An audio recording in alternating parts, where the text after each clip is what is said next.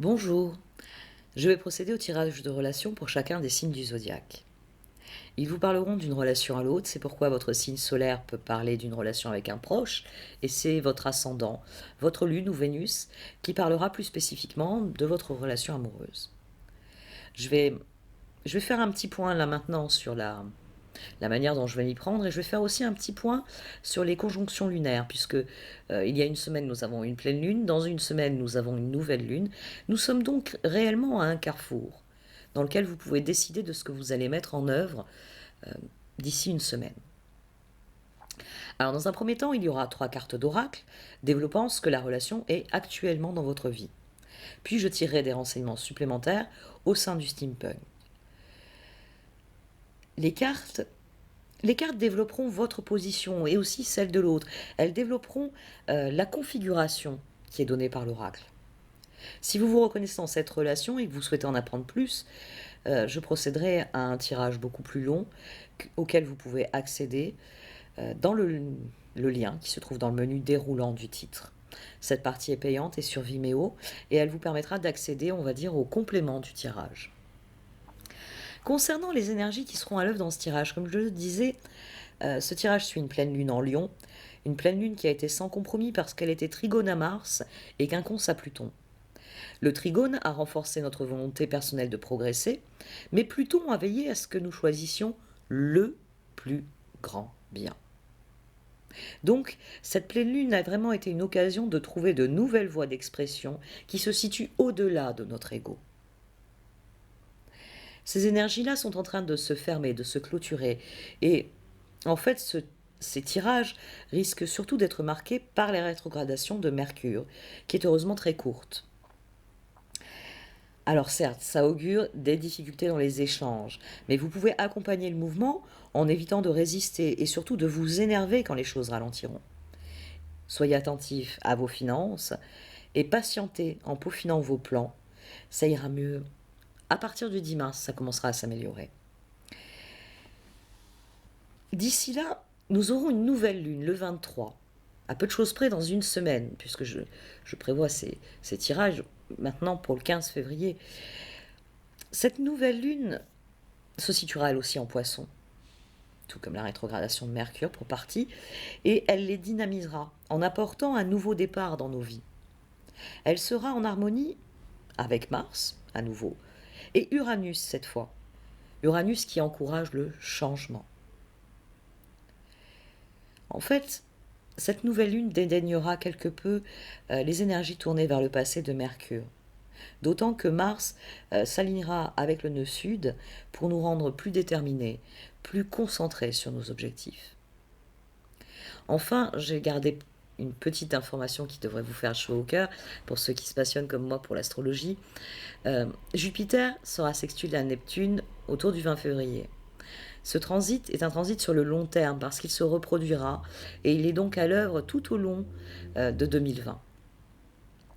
Il va nous aider à maintenir un sens des proportions, à réellement considérer nos valeurs morales, spirituelles, comme indispensables à la poursuite de nos objectifs. Ça va favoriser eh bien, les objectifs humanitaires. Ça va aussi favoriser l'établissement de liens avec des personnes qui ont des horizons et donc des opinions différentes.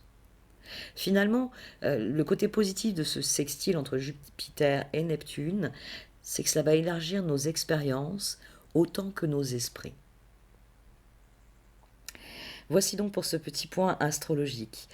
N'oubliez pas que vous pouvez cliquer sur le menu déroulant dans le titre pour accéder à la partie étendue du tirage.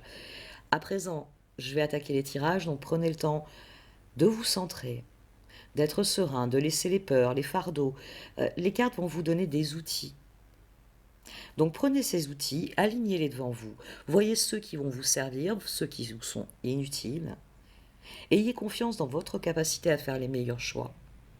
Et je suis sûre que ces tirages vous fourniront des clés pour être on ne peut plus serein en cette fin de février et pour attaquer le mois de mars. Merci de m'avoir écouté, je vais procéder au tirage. Voici donc votre tirage de relation Pour vous, amis Sagittaires, vous avez 3 cartes extrêmement lumineuses. Toutes les 3 se réfèrent à ce que l'on appelle désormais le féminin sacré. Pachamama, Gaïa, qui est ici en position médecine. Vous avez au centre la carte du don et ici la carte du soleil. Ici, même si c'est le symbole masculin par excellence, le personnage, le chaman en l'occurrence, a un côté qui n'est pas sans rappeler la femme qui porte la terre à bout de bras sur cette carte. Le don. C'est réellement quelque chose, un mot que, personnellement, j'écris souvent avec une majuscule. Parce que faire un don, c'est réellement offrir quelque chose qui est important pour soi, mais en se défaisant de tout attachement, parce que on estime plus important de donner que de conserver. C'est une carte qui insiste sur la valeur du don, sur le fait que ce que l'on donne réellement, c'est ce qui nous appartient vraiment. Ce que l'on n'a pas peur de perdre d'ailleurs, mais aussi ce qui relève de nous. C'est donner de son temps, c'est donner de l'attention, c'est donner de l'écoute, c'est donner de la compréhension, c'est donner de la tendresse, c'est donner de l'amour. Il s'agit de savoir donner de l'amour sincèrement, inconditionnellement. C'est une très belle carte pour démarrer un tirage de relation parce qu'ici, vous avez une carte qui par excellence parle d'un échange, d'une élévation de la conscience. Il y a l'idée de donner de soi-même dans cette relation. De donner de soi-même parce que, sans doute, vous êtes-vous un peu retiré ces derniers temps. La carte du soleil, quand elle est en position d'invitation, elle vient vous inviter à sortir de votre retraite. Elle vient vous inviter à danser dans la lumière vivifiante du soleil. C'est une carte qui, en position invitation, entend rallumer votre passion, vos passions, votre énergie créative, vos créations, votre envie de rayonner de votre lumière. Il s'agit de devenir le soleil quand elle est ici. Il s'agit de renouer avec l'innocence qui est développée dans le tarot Shozen. Cette innocence qui n'est pas une naïveté, qui est celle de la personne qui explore sa vie avec bonheur, avec joie. Et vous êtes invité à le faire dans cette relation. À le faire pour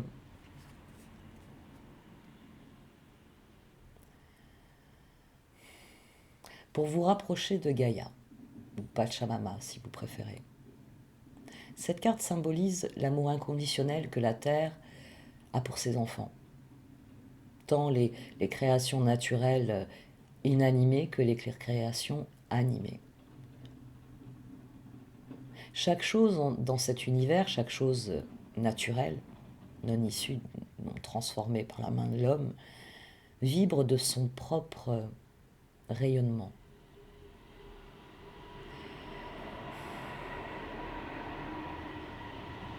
La Terre en elle-même est un symbole de fertilité. Nous sommes la référence dans l'univers de la fertilité. Gaïa, Pachamama. Et cette carte en position médecine vient rappeler que beaucoup des enseignements les plus sages de Pachamama ont été oubliés. Il y a un vieux mythe qui marque l'histoire de l'humanité dans tous ses courants. C'est l'idée d'une humanité déchue qui doit survivre en ce monde. Comme son nom l'indique, c'est un mythe. Il nous a été offert un jardin et la possibilité, la liberté de le rendre aussi beau que le jardin originel. Qu'en faisons-nous ? Cette carte vous dit de vous tourner vers la Terre, d'honorer la Terre pour ce qu'elle est. L'univers nourricier qui nous a permis de venir au monde, qui nous a offert un jardin et qui vous a accordé le droit d'en être un des gardiens. C'est une carte qui, au vu des deux autres cartes,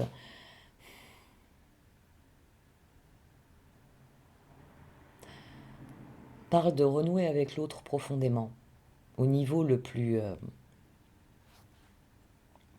profond de soi. Parce qu'ici, vous êtes appelé à sortir de votre retraite. C'est-à-dire à revenir sur le devant de la scène, à rallumer vos passions, à exprimer votre créativité. En ayant conscience, c'est bien qu'il vous a été offert un jardin, que vous en êtes un des gardiens et que par là même, vous êtes la personne qui est à même de l'ensemencer et que votre récolte dépendra de l'énergie que vous mettrez à cela. Du don de vous-même que vous serez capable de faire. C'est un très très beau tirage. Les cartes sont extrêmement lumineuses ici. Voyons un peu ce qu'en pense le tarot. Comment il vous situe par rapport à ça.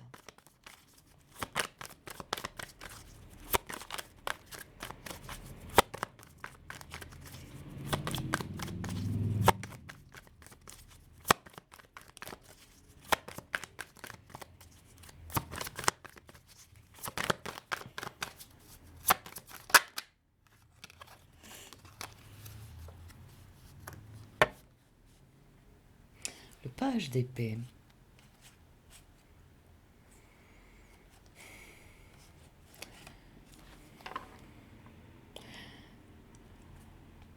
Vous êtes appelé ici à sortir de votre retraite. Vous avez sans doute beaucoup réfléchi à ce que vous alliez entreprendre.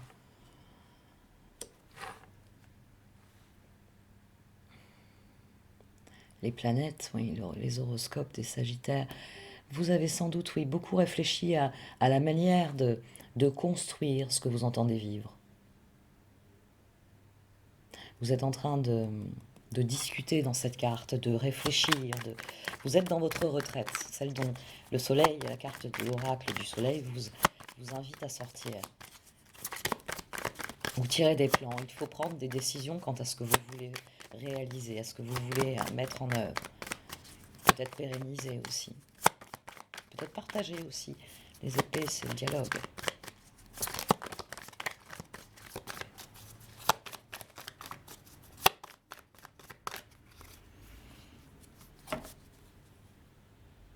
Le 6 de bâton, d'épée. Le 6 d'épée.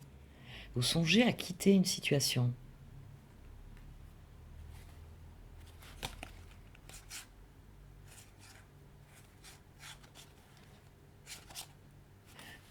Vous songez à quitter une situation pour préserver un statut, pour obtenir...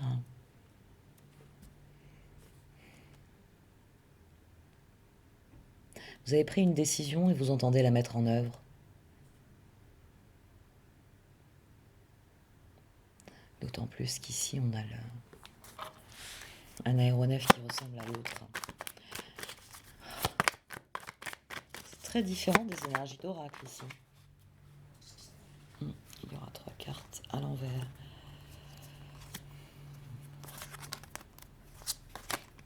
Qui sont tombées par terre.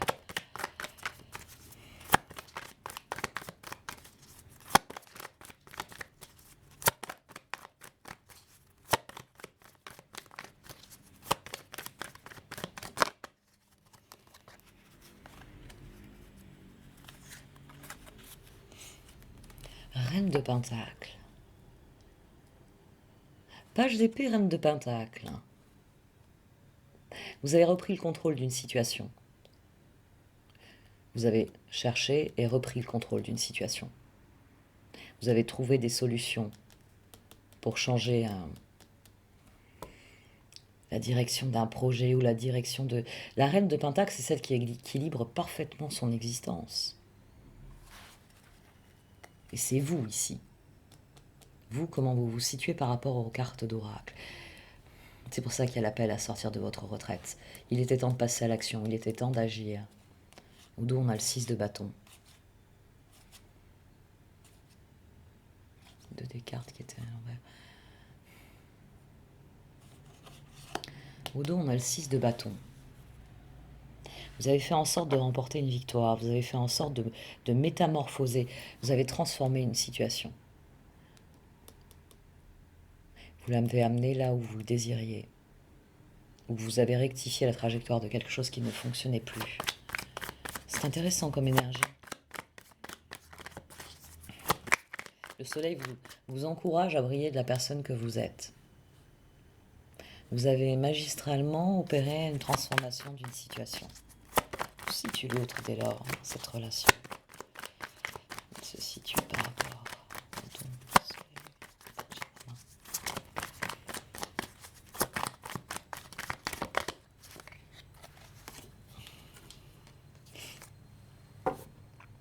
Le 4 de coupe. Ah! D'accord.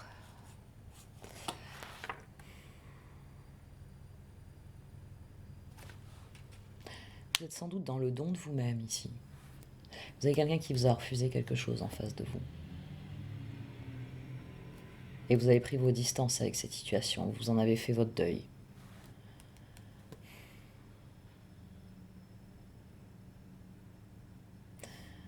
Vous avez préféré donner du temps. Le moment est venu de donner du temps à la relation. Le moment est venu de donner, c'est ce que vous avez fait. Vous avez décidé de donner, vous avez décidé que vous alliez changer vos plans, que vous alliez rétablir la situation. Revenir à la relation et à ce qui vous épanouit vraiment. Parce que la reine de Pentacle, elle mène sa vie personnelle, sa vie professionnelle d'une manière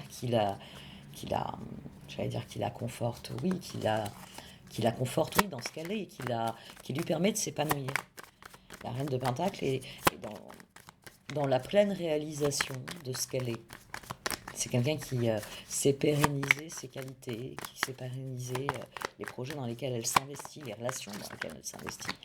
Et donc, plus fortement penser dans une relation amoureuse, le 6 de Pentacle.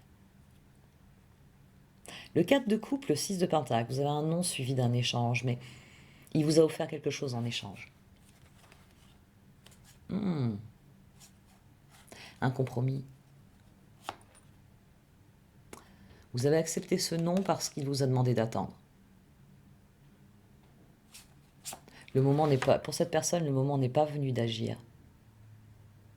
Le moment est venu de pérenniser et vous avez accepté cela. 6 de Pentacle, reine de Pentacle. C'est quelqu'un qui vous a dit non, c'est trop tôt pour tes projets, non, c'est pas le moment. Non, il faut attendre. Et vous avez décidé de vous éloigner des projets parce que l'argument a fait mouche dans votre esprit. La reine de Pentacle. Vous avez compris qu'il fallait équilibrer, pérenniser. Voilà, on en revient à ça parce que la reine de Pentacle est comme la reine de bâton. C'est quelqu'un qui entreprend. La différence de la reine de bâton, qui peut être un peu versatile parce que forcément elle a des nouvelles passions, elle a des nouvelles rencontres, elle a des nouvelles opportunités. La reine de Pentacle, elle, s'assure que le sol est bien solide avant d'entamer un nouveau projet. C'est-à-dire qu'elle n'a pas cet enflammement que peut avoir la reine de bâton qui va envoyer valser un projet avant même qu'il porte ses fruits parce qu'elle a une nouvelle, meilleure idée. La reine de Pentacle, elle, va attendre que le projet porte ses fruits et va utiliser les fruits pour créer de nouvelles récoltes, de nouveaux ensemencements. C'est quelqu'un qui réellement, tout comme le roi de Pentacle, hein, c'est d'ailleurs pour ça que sont les matriarches et les patriarches du tarot, parce que il voit plus loin, il pense plus loin que les bâtons qui sont les bons vivants du tarot. Le soleil. Et l'as de coupe.